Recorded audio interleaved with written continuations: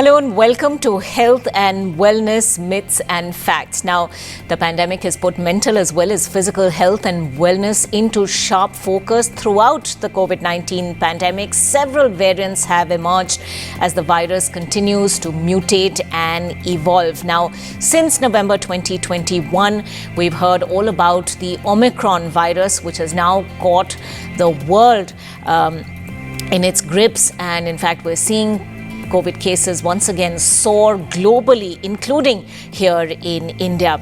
Now, this, of course, throws up several challenges for people with chronic diseases who should be aware about the management of their conditions in a phase when we are now going back to lockdowns and when people are being asked to stay away from hospitals which are grappling with COVID-19 cases. As always on this show, experts join us to tell us how best to take care of yourselves at home and keep yourselves safe in the process. Today, we're joined by Dr. Bharat Salve, MBBS and MD, CDIAB, CCMTD. He's a diabetologist with Dr. Bharat's Diabetes and Thyroid Clinic in Ahmednagar. We're also being joined by Dr. Kumar Rajiv, MBBS, MD, General Medicine, DNB, Cardiology, Interventional Cardiologist with the Hiranandani Hospital in Mumbai. Let me begin with Dr. Salve. Dr. Salve, what are some of the symptoms of the Omicron variant, and are these symptoms the same for those who already have diabetes? What have you been observing in your patients? So currently, we have very small data from India about the signs and symptoms of Omicron. So whatever data from abroad we have, out of that, most important signs and symptoms are running nose, headache, fatigue, scratchy throat or sore throat, body pain, cough. So these are the common cold kind of symptom. So but whenever you are having such symptom, don't be ignorant considering common cold. Always get tested with the RT-PCR. Previously we had symptoms like loss of taste, smell, high grade fever. Those symptoms are not common with Omicron variant. So for diabetic patient, symptoms are similar if that diabetic patient is having good immunity, good glucose control. But if that diabetic patient is long-standing, uncontrolled diabetes, and when they get infected, they can face a severe kind of symptom, metabolic complications, and they can also see the complication which are lower respiratory tract involvement like pneumonia, with this Omicron variant also. So it is always better to get vaccinated by consulting your doctor. Right. Thank you. Let me also take this to Dr. Kumar Rajiv. We're still finding out more about the Omicron variant of the coronavirus, but you know, what do we know so far about how it's affecting cardiac patients? As cases rise, could we see more complications in cardiac patients? You know, that's been observed in the previous waves, as it were, that, you know, people with comorbidities obviously had more serious infections. Is that likely with Omicron? Because by and large, so far, perhaps the only silver lining is that there have been milder and more asymptomatic cases. But is that likely to change, do you think? Yeah, you are very true. Yeah, we have seen a lot of very serious complications like the myocarditis, like heart failure, various kind of arrhythmias with the previous COVID strains. Sometimes it may be fatal also. We have seen a very fatal outcome with the COVID infections. But as of now, we are not very much worried about these Omicron variants because this virus as of now has mainly restricted to the upper respiratory tract infection, causing very mild to moderate respiratory infections. We have not seen some very critical complications with these Omicron variants. But as this virus is keeping on changing, we need to be very careful, especially the patients who has got a heart patients, who are elderly patients, who are unvaccinated patients. They need to be very careful. They should get vaccinated as early as possible. They should be taking all the precautions to avoid this viral infections. But as of now, we have to wait and watch to see how these Omicron variants will cause the cardiac complications. We are much on the safer side from the cardiac point of view. But we need to be very watchful and careful for all the patients, whether they are having cardiac problem in the past or they don't have. Right. Dr. Salve, how effective are boosters in fighting Omicron? We're looking at a situation where senior citizens with comorbidities will get at least a third dose or a prevention dose, as it's being called. Do we have any data on what is the ideal time gap between the second dose and this third prevention dose? Ideally, everyone should get vaccinated because vaccines prevent the severe form of disease, they prevent the complication, it prevents the hospitalization. So vaccines ideally are meant to prevent the severe form of disease and not to prevent the infection or getting infected. So for getting prevention from infection, we have to follow the COVID-19 protocol like your hand hygiene, then wearing proper 3-layer mask, then social distancing, avoiding gathering. So these are the things are meant for prevention of infection. But the vaccine generally prevent your severe form of disease. And ideally, patients with comorbid condition like diabetes, some respiratory diseases, cardiac diseases, obesity, those are who are smoker, they should ideally get vaccinated. And if you are thinking about the gap between the second dose and the booster, so ideal gap, we don't have that much data, but one study published into the Lancet journal, it states that for Covishield, booster dose after second dose means the third dose should be taken between 7 to 9 months. That is an ideal gap. And if you talk about the abroad data, the international guideline for vaccines like Moderna or Pfizer vaccine, they states that after 6 months of the second dose, you can take the booster. And those who are elder than like 60, 65 years old, having comorbidity, by consulting their doctor, they should get a booster to prevent the severe form and complication related to this COVID-19 disease. Thank you. Dr. Kumar Rajiv, one term that's been thrown up in all of this is cardiogenic shock. If you could tell us a little more about cardiogenic shock. Is it the same as a cardiac arrest? In what sort of circumstances do we see cardiogenic shock happening? And, what are its symptoms? Yes, see, both the cardiogenic shock and cardiac arrest are totally different terminology. In the cardiogenic shock, the heart is not able to pump the adequate blood supply to the various vital organs of our body, and that subsequently shows the signs and symptoms of malfunction. Most commonly, the cardiogenic shocks happen in the subset of a heart attack, where the patient will have a chest pain, and then there is all of a sudden that the blood pressure drops down. Systolic blood pressure goes down less than 90 millimeter of mercury. The patient will have a cold and clammy extremities. They will pale skin. Patient will have a giddiness. Patient may lose their consciousness also. So this is a very critical situation, so required immediate attention. And in vitals, it becomes very important that here, with the help of medicine, we should increase the patient blood pressure so the vital organs gets the adequate blood supply. While in case of cardiac arrest, the heart goes for a standstill. There is no electrical activity, there is no mechanical activity of the heart. Patient lose consciousness immediately, and it is a very critical situation, and it requires the immediate medical attention in form of cardiopulmonary resuscitations. This is a life-saving procedures, but everybody should learn about this, where we can save a person's life who has got a cardiac arrest by giving the CPR. That's very important for such patients to revive their health or to avoid the death of such patient. Right.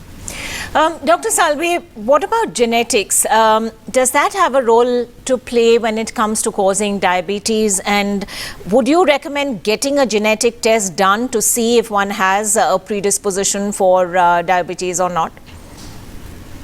This is a really good question. Not each and every patient should get for genetic testing to look for the mutation which leads to the diabetes. So first off, we have to consider the types of diabetes. Type 1 diabetes and type 2 diabetes. These are the mostly patients we see in today's practice. These are distinguished by their biochemical parameters like antibody measurement and their clinical examination. But there is another diabetes, we call it as a maturity onset diabetes of young, that is MODY diabetes. So in this MODY type of diabetes patient, this diabetes runs into their family.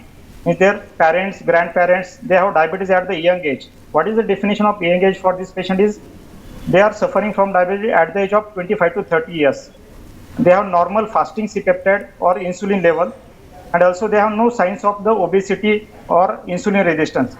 So such kind of family history is present in your parents. So their child at the age of around 20 to 25 years of age should get screened for this genetic testing. So this MODY type of diabetes are around 10 to 11 types. The most common type of mutation occurs into the glucokinase gene. And this glucokinase mutation generally should be get tested in when we have a strong family history, when your more than 2 generations get involved with the diabetes at young age. Thank you. Right. Thanks very much for that. We will take a very quick break at this point, but there's lots more to talk about, including women and diabetes, and particularly whether there's more concern during menopause or not. We'll be back right after this very quick break.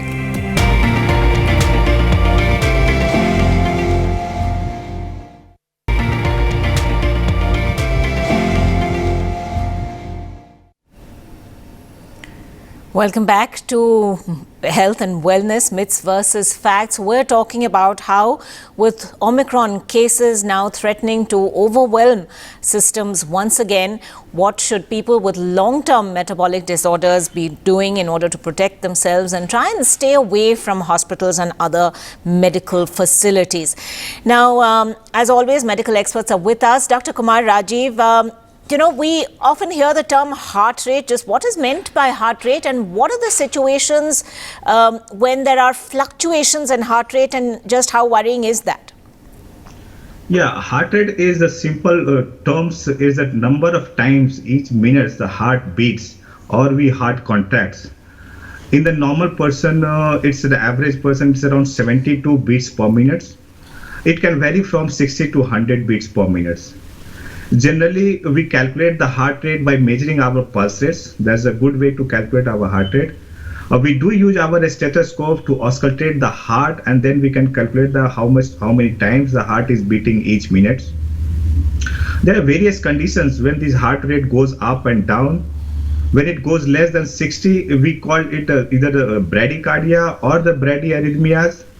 Especially the person who has got a marathon runner or the patient who are athletes, they can have a physiological low heart rate, but there are different conditions, like the patient has got on some medicine, especially the blood pressure medicines where we call the beta blockers. It can lead to the low heart rate. Patient has got a hypothyroidism, they can have a low heart rate. Certain cardiac diseases, like the patient who has got a SA nodal block or the AV nodal block, where the patient can have a complete heart block, or the sinus bradycardia. So these are the conditions where the person heart rate can goes down. Similarly, the patient heart rate can go up more than 100. If it is, we call it the tachycardia or the tachyarrhythmias, depend upon the types of rhythm it is. Sometimes patients who are anxious, under too much of a stress, they can have a heart rate going more than 100. But most of the time, it is a various disease, underlying diseases like infections, like a patient who has got a heart failure. Patient has got a various type of cardiac arrhythmias, like patient who has got atrial fibrillation, supraventricular tachycardia, ventricular tachycardia. These patients can have a heart rate going more than 100. These both low heart rate and high heart rate require careful evaluation of the patients, and then based on that evaluation, diagnosis is made, and based on that diagnosis, we generally treat our patients. Right. Let's slightly change focus now, Dr. Salve, and talk about diabetes in women.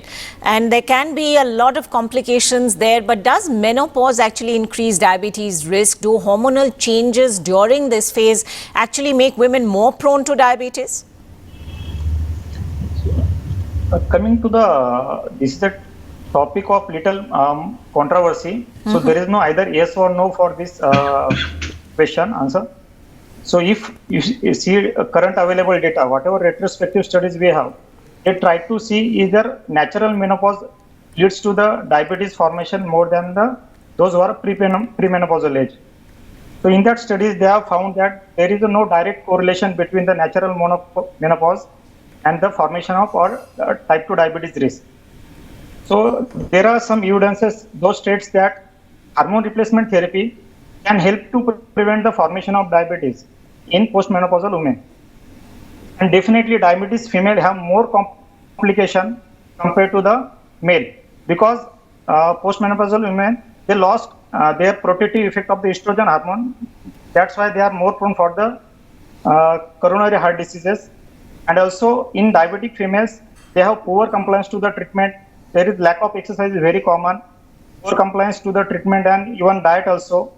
That might be a reason, because uncontrolled diabetes, this female patient are more prone for the diabetes related complication. But coming to the menopause as a risk factor for diabetes, so till whatever data we have today, we cannot say that menopause leads to the diabetes formation. Right. Fair enough. Dr. Rajiv, what exactly is a stress test and why is it important to find abnormalities of heart function? Are there also different types of stress tests? Yes, a stress test is a very common test we ask for our patients. Here we want to know what is the patient's heart activity during their physical stress or physical activity. It gives us an idea about the patient's exercise tolerance, how much they can walk, they can do their activity. And it also gives a very important information about the heart, that is whether the heart is blood supply or not. All right. Once we come to know that there is a possibility of blockage, then we can act at that point of time to prevent it worsening, and whatever the complication which can happen, we can avoid it in an early stage. Yes, there are different ways of doing a stress test. Yeah, in all the form of a stress test, we generally try to get the person heart rate to a desired level by doing either exercise or with the help of medicines. In the basic stress test form, we ask the patients to walk on the treadmill test, and every stage we see how much his heart rate goes up, how much his blood pressure goes up, and simultaneously we keep on monitoring the patient's electrical activity in the form of ECGs. In the other form of a stress test, where like the stress echocardiography, dobutamine stress echocardiography, and we do ask the radionuclide imaging test also to another form of a stress test, just to find out whether the heart is getting adequate blood supply at that desired heart rate or not.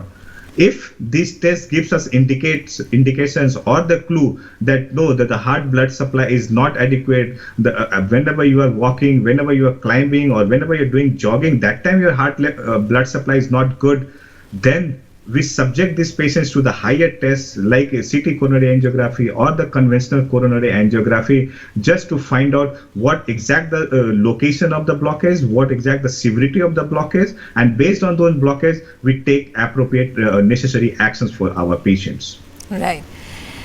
Dr. Salve, we all know smoking is an important risk factor for both cancer and heart disease, but can smoking also cause diabetes? Yes, it is very true, and it is proven that smoking is an important risk factor for diabetes formation. So if you look at how the smoking causes the diabetes, so it increases the oxidative stress, and diabetes is a chronic inflammatory disease, and that inflammation into your fatty tissue is increases because of this nicotine and smoke, and that's why these patients, particularly those are chronic smoker, are more prone for diabetes formation. If you talk in terms of the statistical form, so smoking increases the risk of diabetes formation by 30 to 40%, and there is a linear relationship between the diabetes formation and number of cigarettes you smoke. Those people who smoke more than 20 cigarettes in a day, means a single pack, the risk of diabetes formation in those people is almost 50 to 60% compared to the non-smoker population. So the relative risk is almost 1.6. And those people who smoke cigarette less than 20 in a day, that is less than one pack in a day, the relative risk of diabetes formation is between 1.4 to 1.45. That is almost 40 to 45%. And those people who are a previous smoker or ex-smoker, those who have stopped smoking, so in those people, the relative risk is almost 1.2 to 1.25, means almost 20 to 25% risk is there into still they have stopped smoking. So this is a very significant number. If you see on aggregate, the risk of diabetes formation is 30 to 40% into the smoker population compared to the non-smoker population. And it is a very advisable whenever a person smoker visit any doctor, smoking cessation advice is important while managing other aspects of the diabetes. Right. Thank you. Thanks very much for that. One last question before we go. Dr. Kumar Rajiv, is it true that consuming high levels of sodium as well as low levels of potassium could raise the chance for cardiovascular disease? And, how do we address this? Yeah, these both electrolytes of our body. and both should be kept at the near normal levels in the normal persons. Any rise or any fall in these two electrolytes can lead to serious consequences or even death, all of sudden death. So for a normal person, for healthy persons, they should be consuming the low sodium and the high potassium in their day-to-day life. Increased consumption of the sodium or the low consumption of the potassium increases a person higher risk for getting hypertension. And if you don't control it, hypertension can subsequently lead to the various kind of cardiovascular disease, like you can have a stroke, paralytic attack, you can have a heart attack like situations. Hypertension long extended can lead to the kidney damage. So these things has to be kept, blood pressure needs to be kept at the near control levels, and for that we need to have a sodium diet which is less in the sodium, potassium, and the high in the potassium contents. There are certain diets which contains a high potassium, like we have sweet potatoes, we have oranges, we have bananas, coconut water is there, tomatoes. So the green leafy vegetables, these are the high content of the potassium, and that should be there in our day-to-day diets. And sometimes when the potassium goes very low, we need to supplement on an urgent basis. We may require the potassium chloride in the syrup we give in diluted form, and in very low conditions we may have to supplement it with the intravenous form of potassium chloride to correct this potassium, because lower or even the higher potassium, Right. the patient can have various kinds of arrhythmias, ventricular tachycardia. Yes. All right. The Thanks. changes in the potassium effects. Okay. Thank you very much indeed for joining us today, Dr. Salve and Dr. Rajiv. We've managed to cover a lot of ground, from the effects of the Omicron variant on cardiac and diabetic patients to positive and negative lifestyle behaviors and the effects those can have on long-term metabolic disorders. We hope you've enjoyed watching this program. We'll take a quick break, back with lots more.